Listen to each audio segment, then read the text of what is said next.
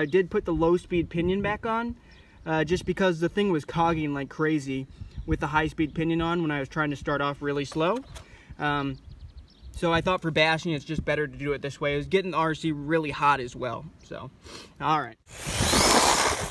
Yeah, I mean, it's still pretty quick even with just the low speed pinion. Almost hit myself with it.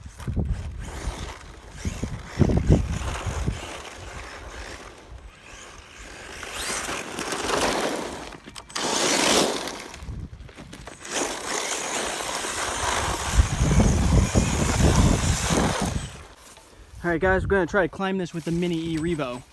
Don't know about its crawling capabilities. Obviously it has a wide open differential and it's a brushless motor, so it's not very smooth as you can see starting out.